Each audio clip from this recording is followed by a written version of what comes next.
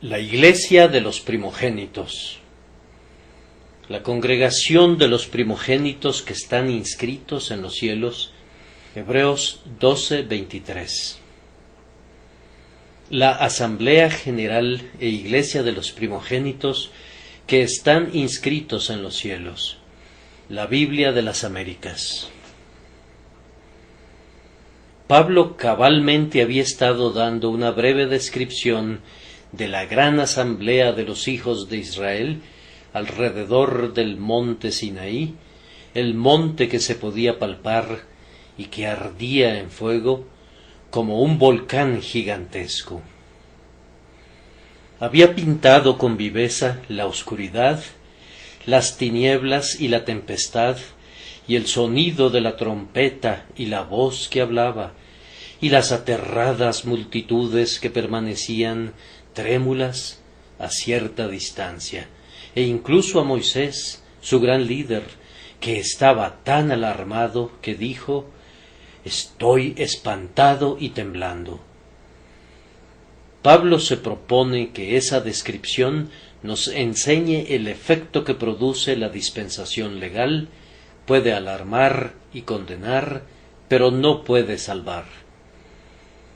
Ustedes que están bajo la ley, ustedes que están procurando ganar el favor de Dios mediante sus buenas obras, ustedes que suponen que el mérito humano puede traerles la salvación, miren a las llamas que vio Moisés, e inclínense humildemente y tiemblen y desesperen. Ustedes que piensan que pueden vivir como lo requiere la ley y alcanzar así la vida eterna, bien harían en quedarse tiritando y temblando delante de este todopoderoso, aunque invisible Dios, cuyos rayos se descargan delante de sus ojos y cuya voz de trueno debe alarmar al más empedernido corazón. Terrible es la difícil situación del hombre que tiene que depender de lo que el Sinaí pueda darle. Es desgraciado en la vida, será turbado en la muerte y se perderá para siempre en la eternidad. Por las obras de la ley nadie será justificado. Todos los que dependen de las obras de la ley están bajo maldición. Por gracia sois salvos por medio de la fe, y esto no de vosotros, pues es don de Dios, no por obras, para que nadie se gloríe. Habiendo hecho esa descripción del Sinaí por vía de contraste, Pablo presenta ahora un cuadro mucho más agradable de la dispensación del Evangelio. Los cristianos tendrán también su grandiosa asamblea. Hay un monte sobre el cual todos aquellos que están bajo la gracia se congregarán un día, un monte que no humea, pues es el monte de Sión, la ciudad del Dios viviente, la Jerusalén celestial. Habrá palabras allí, pero serán palabras de cantos sagrados y notas de santa alegría. Podría haber trompetas allí, pero serán las trompetas de plata que proclamarán el jubileo eterno. Moisés estará allí, pero no estará espantado ni temblando, pues cuando llegue a ese monte de Dios, olvidará todos sus temores y se gozará incesantemente en el Señor su Dios. Los creyentes conforman esa multitud, la cual nadie podría contar, que se habrá de congregar sobre ese monte glorioso para guardar un sempiterno día de fiesta. En verdad seremos felices cuando, por gracia, acudamos a la Asamblea General y Congregación de los Primogénitos, cuyos nombres están inscritos en los cielos, cuando veamos ese espectáculo que le fue revelado a Juan en Patmos, un cordero que está en pie sobre el monte de Sión, y con él aquellos que tienen el nombre de su Padre escrito en sus frentes, que siguen al cordero por donde quiera que va, y que son sin mancha delante del trono de Dios. El primer punto al cual quiero dirigir su atención es la descripción dada de los creyentes como la Iglesia de los primogénitos. A continuación, quiero recordarles aquello que se dice de su inscripción. Están registrados o inscritos, como lo traduce la lectura marginal, en el cielo. Y luego, en tercer lugar, tendré algo que decir concerniente a su gran asamblea general, cuando todos los justos sean reunidos a Cristo, para no apartarse de Él nunca jamás. Para comenzar, entonces, de nuestro texto deducimos que los creyentes en Cristo son descritos como la Iglesia de los primogénitos. Trataré de autoexaminarme por medio de mis propios comentarios, según los vaya expresando, y espero que todos podamos cuestionarnos para ver si pertenecemos a esta Asamblea General. Mediante el término primogénito se significa, con frecuencia en la Escritura, el más excelente, el principal. De Jesucristo, debido a la excelencia de su carácter, se dice que es el primogénito entre muchos hermanos, el primogénito de toda creación, el primogénito de entre los muertos, para que en todo tenga la preeminencia. Así, aunque los creyentes son por naturaleza hijos de ira, igual que todos los demás, sin embargo, después de que Cristo los ha renovado, se convierten en los excelentes de la tierra, en quienes está todo su deleite. Muéstrenme a un hombre que haga una profesión de religión, pero que sea un borracho, y yo les diría de inmediato que su profesión es una mentira. Muéstrenme a otro hombre que diga que es un seguidor de Cristo, aunque oprima a los pobres, les robe su salario a los trabajadores, un hombre codicioso que sólo se preocupe por sí mismo y cierre contra sus hermanos necesitados su corazón, y yo no dudaría en preguntarles, ¿cómo mora el amor de Dios en él? Si la gracia que profesamos tener no nos hace mejores que otros, entre más rápido nos deshagamos de ella, sería mejor. ¿Qué hacéis de más? Fue la pregunta de Cristo a sus discípulos. Si prestáis a aquellos de quienes esperáis recibir, ¿qué mérito tenéis? Porque también los pecadores prestan a los pecadores para recibir otro tanto. De los cristianos hay algo que debe esperarse que no ha de buscarse en los demás. Ellos profesan haber nacido 2 veces y tener a Dios morando en ellos, como Pablo les dice a los corintios, ¿no sabéis que sois templo de Dios y que el Espíritu de Dios mora en vosotros? Los cristianos profesan ser herederos del cielo y miembros del cuerpo místico de Cristo. Entonces, ¿acaso han de hablar y actuar como lo hacen los impíos y degradarse como aquellos que no han recibido nunca esa vida nueva y más excelsa? Dios no lo quiera. Donde llega la gracia, nos levanta y nos mantiene en alto y nos hace nuevas criaturas en Cristo Jesús, de tal forma que las cosas perversas en las que una vez nos deleitamos, ya ni siquiera las nombramos, mientras que suspiramos por todo lo que sea virtuoso o de buena reputación, para exhibirlo para alabanza de la gracia del que nos llamó según el designio de su voluntad.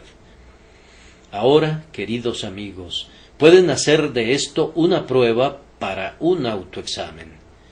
Hombre, ¿cuál es tu vida? ¿Qué frutos produces? Si produces espinas, ciertamente eres una zarza. Si produces las uvas de Gomorra, en verdad perteneces al valle de Sodoma. ¿Acaso se recogen uvas de los espinos o higos de los abrojos? Si la corriente está sucia, ¿cómo estará la fuente? Si lo de fuera del vaso y del plato está mugriento, por dentro, ¿cómo estarán? Si lo que ven los hombres está sucio, Cuán sucio ha de estar el lugar donde solamente Dios puede verte. Ninguno de nosotros es mejor de lo que parece, pero todos nosotros somos peores de lo que pensamos. Que Dios rasgue todo velo que nos oculta de nosotros mismos, para que nos veamos tal como somos a sus ojos. Así que pueden ver que los primogénitos de Dios son un pueblo propio, celoso de buenas obras, que busca adornar la doctrina de Dios su Salvador en todas las cosas. Pero el término primogénito tiene un segundo significado en la Escritura. Los primogénitos, bajo la antigua economía mosaica, eran elegidos por Dios para sí. Cuando hirió a los primogénitos de Egipto, apartó para sí a todos los primogénitos de Israel. ¿Habría podido seleccionar a los más jóvenes de la familia, o a todo segundo hijo, si hubiera decidido hacerlo así? Pues Dios hace lo que quiere, y Él no da cuenta de ninguna de sus razones. Podrían preguntarle por qué hace esto o lo otro, pero no se digna responder a sus preguntas inquisitivas o impertinentes. Él no se turba por sus preguntas. Nunca explica las razones por las cuales elige a algún hombre para salvación. Está lo suficientemente claro por la Escritura que en efecto los elige. Tan claro que incluso un incrédulo como Bolingbroke le dijo un día al señor Whitefield: si se acepta que la Biblia es verdadera, entonces ninguna otra doctrina, excepto el calvinismo, puede ser verdadera, pues la Biblia enseña eso de principio a fin. Ciertamente, si las mentes de los hombres no estuvieran obstinadamente pervertidas, deberían leer esta verdad en palabras como estas: tendré misericordia del que yo tenga misericordia, y me compadeceré del que yo me compadezca.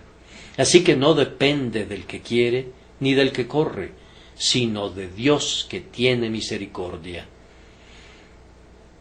¿Y qué dice la Escritura cuando el pecador comienza a altercar con esta verdad? Mas antes, oh hombre, ¿quién eres tú para que alterques con Dios? Dirá el vaso de barro al que lo formó: ¿por qué me has hecho así? ¿O no tiene potestad el alfarero sobre el barro para hacer de la misma masa un vaso para honra y otro para deshonra?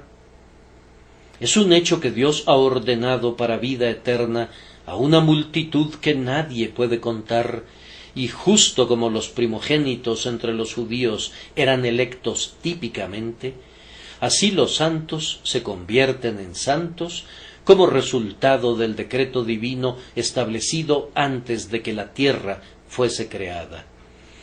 Cuando todavía este mundo y el sol, la luna y las estrellas dormían en la mente de Dios, como bosques por nacer en la copa de una bellota, aún entonces el Todopoderoso había escrito ya los nombres de todos sus escogidos en el libro de la vida del Cordero, y había fijado el lugar, la fecha, el momento preciso cuando debían nacer y cuando habían de nacer una segunda vez, cuándo debían venir a Cristo, y así cuándo debían encontrar la salvación y la vida eterna.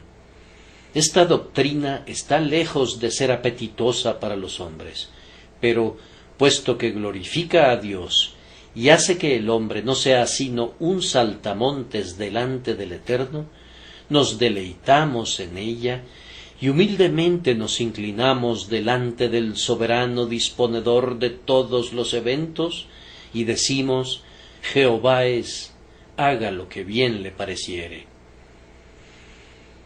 Luego, en tercer lugar, los primogénitos eran herederos de grandes privilegios, de los cuales no podemos hablar particularmente en este momento, pero lo haremos más adelante, y se convertían en herederos enteramente por nacimiento. Los derechos de los primogénitos radicaban únicamente en su primogenitura, no en su estatura, no en su donosura o belleza, sino en su capacidad mental y ni siquiera en sus virtudes morales.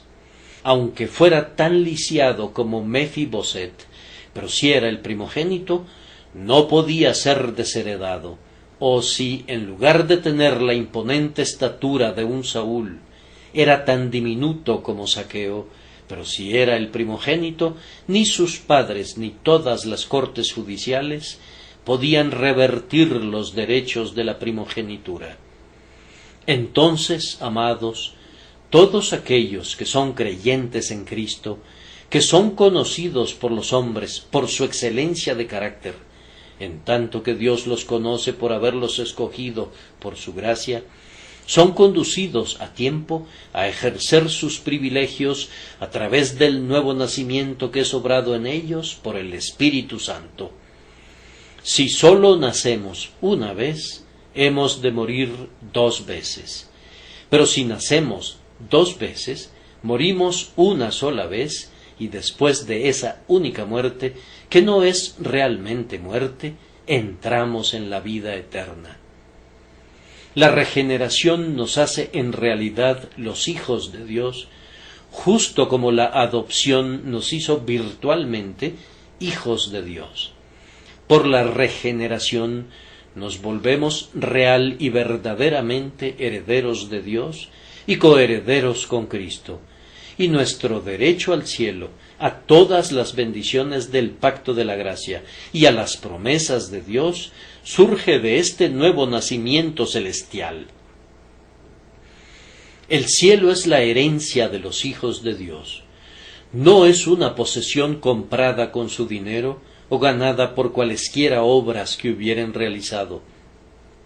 Esta herencia es el derecho de nacimiento de todos los que han nacido de nuevo, nacidos de arriba.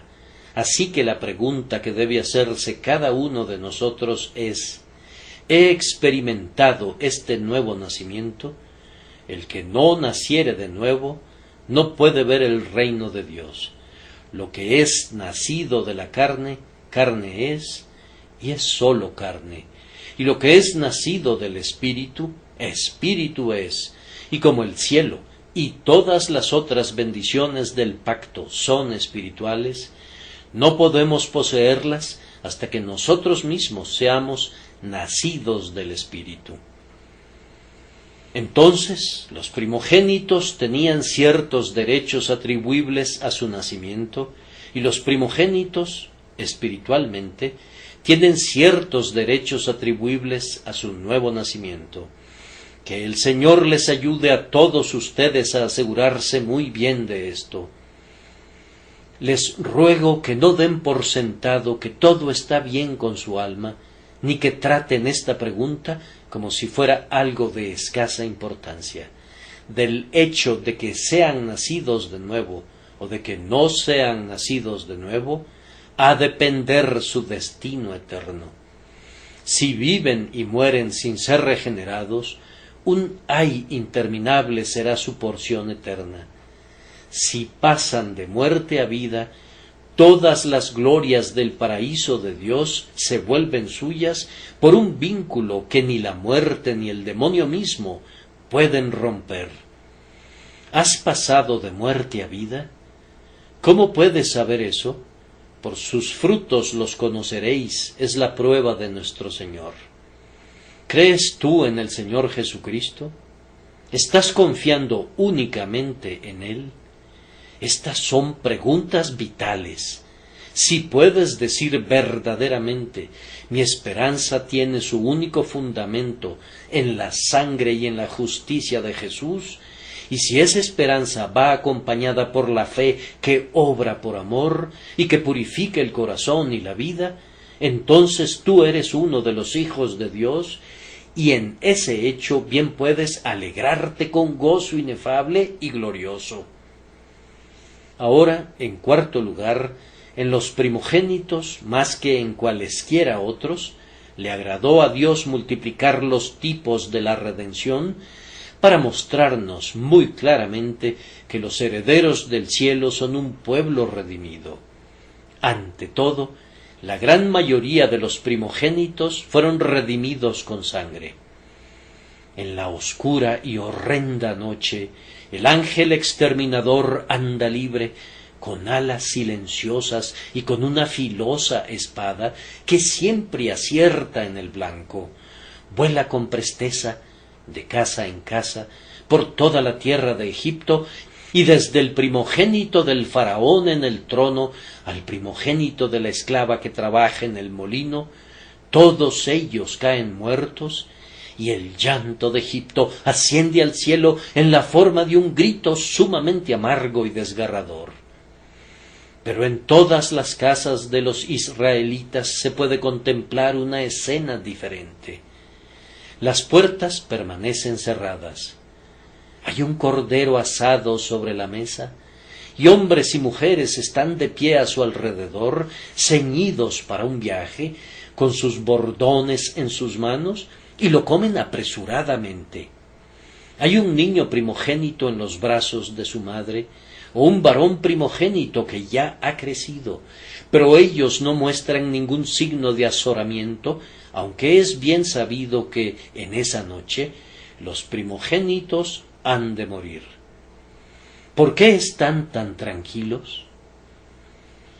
Si hubieras estado presente 1 o 2 horas antes, habrías visto que el padre, cuando sacrificó al cordero, drenó la tibia sangre de la vida en un tazón, y sus hijos se congregaron a su alrededor, y él les dijo: «Vengan, síganme», y tomando con él un manojo de hisopo, salió al exterior de su puerta y golpeó el dintel hasta que lo pintó de rojo con la sangre del cordero, y luego roció los postes a cada uno de los lados, de tal manera que la marca de la sangre era visible en la puerta por todos lados.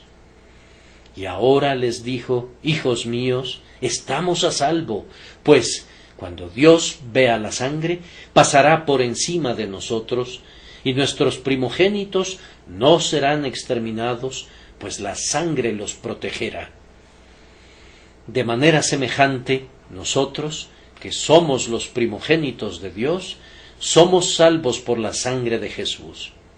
¿Puedes tú, amigo, decir por fe: «Mi confianza está únicamente en esa sangre»?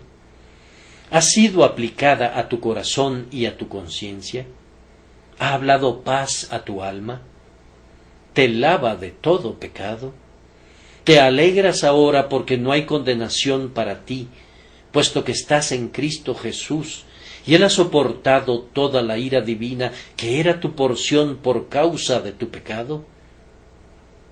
Pero para que no dejemos de aprender esta grandiosa verdad por medio de un solo tipo, Dios nos ha dado otro. En el curso de 2 años, más de 22,000 niños le nacieron a esa gran población, y esos no habían sido redimidos por la sangre de los corderos pascuales, pues no tenían entonces el ser, así que se adoptó otro método. Un levita tenía que sustituir a cada niño primogénito varón, y Dios aceptaba al levita y permitía que el niño permaneciera en la casa de su padre. Allí estaba un símbolo de la grandiosa verdad de la sustitución, pero los privilegios que correspondían a algunos de los primogénitos judíos en el tipo pertenecen a todos los hijos primogénitos espirituales de Dios. Cristo es el levita que está delante de Dios en nuestro lugar y posición y sitio, y allí ministra a favor nuestro y honra la ley de su Padre y cumple hasta la última jota y tilde a nombre nuestro. Hubo 273 niños primogénitos judíos para quienes no se pudo encontrar levitas sustitutos, así que se tuvo que pagar a Aarón y a sus hijos 5 siclos por cabeza como dinero de rescate por ellos. Y de igual manera, el plan divino de la redención es muy correctamente expuesto por el apóstol Pedro cuando dice: «Sabiendo que fuisteis rescatados de vuestra vana manera de vivir, la cual recibisteis de vuestros padres, no con cosas corruptibles, como oro o plata, sino con la sangre preciosa de Cristo, como de un cordero sin mancha y sin contaminación. Pongan estas tres cosas juntas: redención por la sangre, redención por sustitución y redención por compra, y entonces tendrán una idea muy clara de lo que significa la expiación en referencia a los primogénitos. Cualquiera de las tres bastaría para el santo iluminado, pero las tres juntas proyectarán una hermosa luz sobre la cruz de Cristo, y bajo esa luz podremos ver claramente cómo llevó nuestros pecados en su propio cuerpo en el madero y trajo una redención eterna para todos sus elegidos. Cada uno de nosotros ha de hacerse estas preguntas: ¿soy redimido por la preciosa sangre de Cristo? ¿Se interpuso Él como sustituto y fianza por mí? ¿Soy comprado con el precio que Él pagó por su pueblo en la cruz? Pues, si no fuera así, no podría ser contado entre los primogénitos, pues todos los primogénitos deben ser redimidos de esta manera. Nuestro tiempo vuela tan rápidamente que me temo que las otras dos divisiones en mi discurso tendrán que sufrir una merma. Pero debo recordarles, tal como prometí hacerlo, que los primogénitos, habiendo sido redimidos, tenían privilegios muy especiales. Primero, tenían una doble porción de los bienes de sus padres. Por esta razón Eliseo, quien fue, en el sentido profético, el primogénito de Elías, como su hijo espiritual, le imploró: «Te ruego que una doble porción de tu espíritu sea sobre mí». Ahora, Dios es bueno para todos los hombres, y sus piedades son sobre todas sus obras, pero su favor especial está reservado para los llamados y escogidos y fieles a quienes ha redimido. Los primogénitos tenían también el privilegio del sacerdocio en los antiguos tiempos patriarcales, y todo verdadero hijo de Dios es hecho un rey y un sacerdote para Dios, para ofrecer diariamente sacrificios espirituales y aceptables por medio de Jesucristo. El primogénito era, en muchos aspectos, un gobernante sobre toda la casa, y Cristo, el grandioso primogénito, es el gobernante supremo de su Iglesia, y nosotros, en Él y por medio de Él, somos hechos gobernantes sobre muchas cosas, y Él nos invita para que ascendamos al trono y para que reinemos con Él como primogénitos de Dios, reyes y sacerdotes para Él para siempre. Ahora, en segundo lugar, y muy brevemente, hagámonos la siguiente pregunta: ¿cuál es el significado del empadronamiento de los primogénitos? Moisés tenía que registrar los nombres de los primogénitos judíos, y descubrimos que hasta la era de los apóstoles había algunas personas muy ocupadas acerca de lo que Pablo llama genealogías interminables, que acarrean disputas más bien que edificación de Dios que es por fe. Pero, queridos amigos, hay un empadronamiento acerca del cual deberíamos estar altamente interesados. Hay ciertos nombres escritos en el libro de vida del Cordero, y debería ser para ustedes y para mí un asunto de solemne interés investigar si nuestros nombres están escritos allí. ¿Están sus nombres y mi nombre inscritos en ese sagrado rollo secreto de los elegidos de Dios? Nosotros no podemos escalar a las alturas del cielo para escudriñar las páginas de ese libro sellado, ni tampoco podemos descubrir los secretos que el Altísimo ha registrado allí. Es imposible que leamos nuestros nombres allí, pero hay ciertas evidencias mediante las cuales podemos decir si están o no están allí. Ante todo, ¿piensan que están allí? ¿Acaso no hay muchas personas aquí que han de decir verazmente, no, no tenemos ninguna razón para pensar que están allí? Cuando se pasa revista a nuestras tropas, si tú estás allí, puedes oír los nombres y las respuestas a los hombres.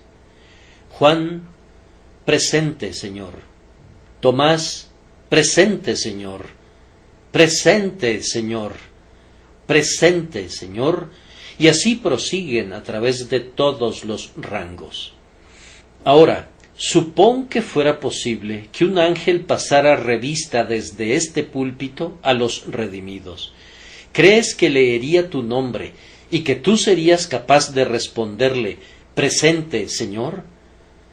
No, dices tú, a menos que dijera una falsedad voluntaria, no me atrevería a decir que mi nombre está en el libro de vida del Cordero. Bien, entonces, si sus propios corazones los condenan, recuerden que Dios es mayor que sus corazones y sabe todas las cosas. Entonces, ¿cuánto más deberá condenarlos? Posiblemente habrá algunas personas que digan, nosotros esperamos que nuestros nombres estén escritos allí. Así que les pregunto, queridos amigos, ¿son ustedes como aquellos cuyos nombres están inscritos indudablemente allí? ¿Tienen la fe de Abraham o algo parecido a esa fe? ¿Desean tener una santidad como la que Pablo ambicionaba? Cuando leen la historia de la vida de un hombre piadoso, ¿sienten que la vida de ustedes es conforme con la suya? Pues, después de todo, el carácter ha de ser el gran fundamento del juicio. Y si tu vida no fuera como la vida de los santos, ¿cómo puedes esperar encontrar tu nombre registrado donde sus nombres están inscritos? Además, todos los elegidos tienen sus nombres escritos debajo del nombre de su Señor, el Cordero. Entonces, ¿están confiando en Cristo? ¿Están descansando en Él? ¿Está la vida de ustedes vinculada a la suya? ¿Sienten que hay un vínculo que no puede ser cortado, que los une a ustedes y a Cristo estrechamente, de tal forma que nadie, ni nada que pudiera suceder, serían capaces de separarlos del amor de Dios, que es en Cristo Jesús, su Señor? Muy bien, entonces, si este es el caso en cuanto a ustedes, tengan la seguridad de que su nombre está en ese libro. Pero sin Cristo, ustedes están sin esperanza, separados de Él. Hay certeza de que su nombre no está escrito en el cielo como uno de la congregación de los primogénitos. Te hago otra pregunta. ¿Eres realmente un hijo de Dios? ¿Puedes decirle, Abba, Padre? ¿Es Dios tu Padre? ¿Has aprendido a confiar en Él como confían en Él sus hijos y a amarle como le aman sus hijos? ¿Dependes enteramente de Él? ¿Buscas someterte enteramente a su voluntad y caminar en su senda? Pues, si no eres un hijo de Dios en absoluto, ciertamente no eres uno de sus primogénitos. Debo preguntarles también, ¿han pasado de muerte a vida? ¿Ha habido un cambio vital en ustedes en algún momento, un cambio de tal naturaleza que sólo puede ser obrado por el Espíritu Santo? No me refiero a un cambio del tipo que algunas personas necias dicen que han visto, algunas veces, cuando un hombre está muriendo. Podría no haber habido ningún signo de gracia en el hombre, y sin embargo, alguien dijo, vi venir tal cambio sobre él, que su rostro se veía muy diferente. Muy posiblemente se veía, pero no es un cambio de rostro lo que se necesita, sino un cambio de corazón. no es un cambio físico, sino un cambio mental, moral, espiritual y divino, el que es obrado en la regeneración. Nadie de ustedes ha de quedarse satisfecho a menos que tengan una incuestionable evidencia de que este cambio ha sido obrado en ustedes por la obra eficaz del Espíritu Santo, pues, a menos que nazcan de nuevo, sus nombres no serán encontrados inscritos en el rollo de los primogénitos de Dios. Ahora, para concluir, permítanme recordarles nada más que para todos estos primogénitos de Dios, cuyos nombres están escritos en el cielo, viene el día cuando serán congregados en gloria alrededor del trono de Dios. ¿Qué reunión será esa? No habrá ni una sola persona impía allí, pues todos habrán sido lavados y emblanquecidos en la sangre del Cordero. ¡Cuán felices serán todos ellos! No habrá ni una lágrima en ningún ojo, ni un gemido en ningún espíritu, ni una sola nota de angustia en ninguna lengua, pues los días de su aflicción habrán terminado para siempre. Será una asamblea sumamente unida. No habrá ninguna herejía, ningún cisma, ninguna discordia, ninguna frialdad de corazón. Todos ellos amarán así como han sido amados. Cuán vasta será esa asamblea, y cuando millones de millones se reúnan juntos allí, qué grito de sagrado júbilo se dará cuando eleven un aleluya tras otro. Juan dice: oí una voz del cielo como estruendo de muchas aguas. Tal vez hayan oído al océano rugir en la plenitud de su fuerza. Posiblemente han oído al poderoso océano Atlántico bramando en la costa cuando es azotado con furia por la tormenta. Así ha de ser la grandeza de los cantos delante del trono de Dios, en la congregación general y en la iglesia de los primogénitos. Sólo que no ha de ser meramente como estruendo de un agua, sino de muchas aguas. Los océanos se amontonan sobre los océanos, el Atlántico sobre el Pacífico y el Ártico sobre el Antártico, y todos los demás océanos apilados sobre éstos.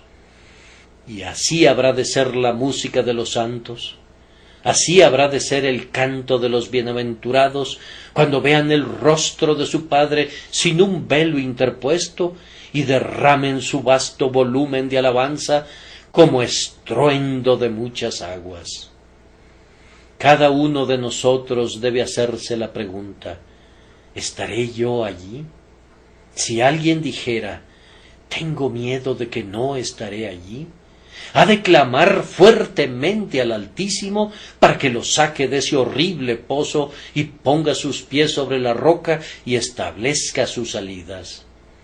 Pecador, tú estarás, ya sea allí o en aquel terrible lugar donde los lamentos serán más terribles que el grito de los hombres en una batalla o los alaridos de las mujeres en una masacre. Tú estarás ya sea allá en la gloria, o de lo contrario, allá abajo donde las tinieblas, la muerte y la larga desesperación se sientan sobre sus tronos de aflicción. Acude presuroso, pecador, acude presuroso a Cristo. Sus heridas, como hendiduras en la roca, están abiertas para las palomas que necesitan un refugio. Vuela, pecador, vuela. El vengador de la sangre te persigue. Oigo el sonido de sus pies tras de ti, y está a punto de darte un golpe mortal. Pero la ciudad de refugio está cerca, a la mano, y está con las puertas abiertas de par en par para darte la bienvenida. Vuela, pecador, vuela. Cree en el Señor Jesucristo y serás salvo. El que creyere y fuere bautizado será salvo. Creer en Jesús es confiar en Él. Ser bautizado es ser sumergido en el agua con base en la profesión de esa fe. Yo no me atrevo a alterar la comisión de mi Señor. Id por todo el mundo y predicad el Evangelio a toda criatura. El que creyere y fuere bautizado será salvo, mas el que no creyere será condenado. No hay otra alternativa. La opción es volverse o perderse, creer y ser salvo o descreer y ser condenado. Que Dios, en su misericordia, haga la elección por ti, pecador, en este preciso momento, y te conduzca a la senda eterna, y al Padre, al Hijo y al Espíritu Santo sea toda la gloria eternamente y para siempre. Amén.